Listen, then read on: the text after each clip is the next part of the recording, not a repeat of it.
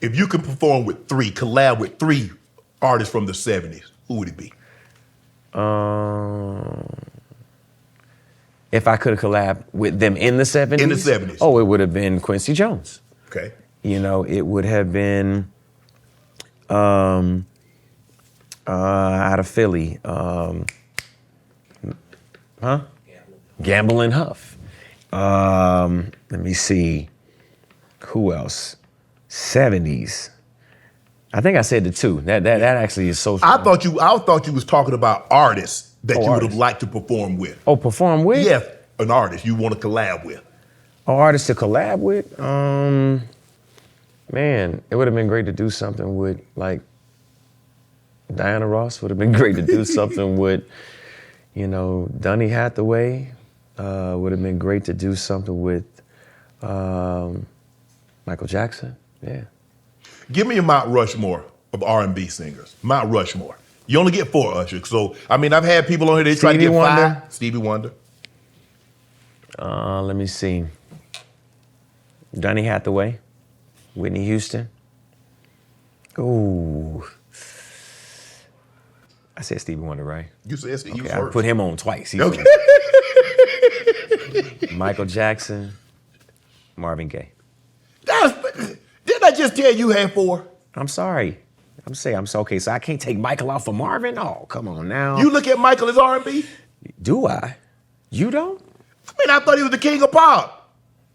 But man, he created a format that, like, man, R&B was like, I mean, you know, here's an interesting thing, right? Kings, right? Yes. I think all of those guys are kings. Right. I think that we get so caught up on being the number 1 king person, right? Yeah. To have that title to be the king. Because normally you only got 1 king. You got a king and a queen. You got a lot of princes. You can be a lot of princes, but you can only have 1 king, Usher. You can only have 1 king, 1 queen, but you can only have 1 Usher, baby. And Usher, you know what I'm saying? He get the ceremony right. He come out white glove service, baby. You know what I'm saying? We gonna deliver. Nah, hold on. But greater than being a king or either saying I want to have that 1 spot, what I see is needed is a kingdom. Okay. Right? So when I look at all of the genres of music, I see EDM, and I look at festivals, and I look at the lifestyle, the equipment. I look at, you know what I'm saying, country music. I think boots. I think cowboys. You know what I'm saying? I think chaps. I think cowboy hats and rodeos and all kind of stuff like that. I think pickups. You know what I'm saying? There's a culture there, right? There's a kingdom to this idea. There's a monetization of that thing. R&B or either the genre that I came from, I don't think it possesses the same weight in terms of the other ancillary businesses that are there. And that's what I'm focused on. We're gonna be all kings, matter of fact. You know what I'm saying? There's tons of people who put in the work. I ain't the only person that's been put in them 1,000 hours. And I don't know or profess to be the only king. Am I the king of what I feel? Yeah, I am. Every day I wake up feeling like a king. You know what I'm saying? And I work hard to be that king, but I want a kingdom. I want us to be able to have the same potency in hip hop, right? When I think of hip hop, I think of what you're drinking. I think about the glasses you're wearing. I think about the shoes you got on. I think about, the records. I think about that culture. I think about the clothes you're wearing, right? I want the same thing. I want that kingdom for R&B in that same way. Who was presented a collab with Usher and he turned it down and he's like, damn, I shouldn't have did that. Collaboration? Yeah. Is there a collab that someone asked you to be a part of and you didn't, and when it came out, you're like, damn. Yeah. You gonna hate me for this one. Oh. Jay-Z, Pharrell, Diddy. Damn, Usher! And me was supposed to be a group. Yeah, that's crazy. Yeah, you gonna hate me for that, I know. Yeah. Why did you say no? I didn't say no. You didn't say yeah? I didn't say yeah. You said yeah on the record, but you didn't say yeah to that. That's the one. I think that we just got caught up. I think we all got caught up in a moment. We was talking about it and having secret meetings about it. We were talking about music and how we gonna flip it and the business of it. And somehow, man, we just got distracted, you know what I'm saying? And it never happened, you know? That's the one that I actually wish would have happened. Right. Is there a movie or something that I was supposed to be a part Yes. of? A collaboration? Yeah, David Geffen reached out to me to be in Dreamgirls. And Yeah, man, it just didn't happen. And I think everybody hit me about this joint too. I had Eddie Murphy hit me, man. Brandy hit me. There's always a reason. You don't get in your car and just sit there. You go to the grocery store. There you go, bro. Or you drive to a concert. I know. You turned that down? Yeah, I didn't do it. Shanta, did you know about this? I didn't know about this one. Yeah. Drink to that. I read that you were Beyonce's nanny. Were you Beyonce's nanny? First of all, how can I be a nanny? I'd be a manny. Man, but you know what I mean. No, I wouldn't be Beyonce's nanny. Daryl Simmons, he had a group by the name of the Dolls. Okay. And they came to Atlanta for the first time. This is before Destiny's Child became Destiny's Child. And I think I looked over them while they was doing something in the house. I had to watch them because I was like the authority, because I guess I was the teenager at the time. But no, I wasn't a nanny, you know what I'm saying? No. But you were just overseeing them, like making sure they ain't break nothing. Making certain that they didn't get in no trouble in the house at the time. Yeah. Did you know that little girl was going to grow up to be that big international superstar?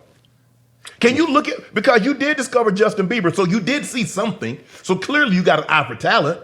Yeah, well, not just by myself. There was a host of people. You know, they say success has a million fathers, and an orphan, you got it. So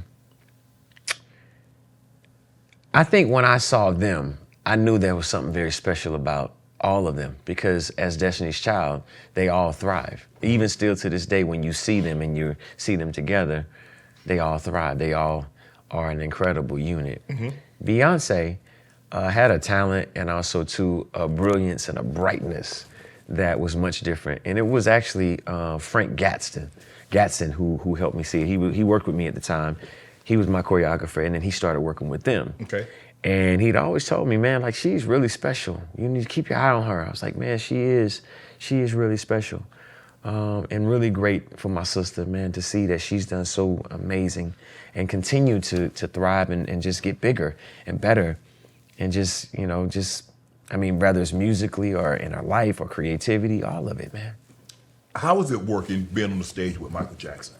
Because if you're in this business. It's nerve-wracking.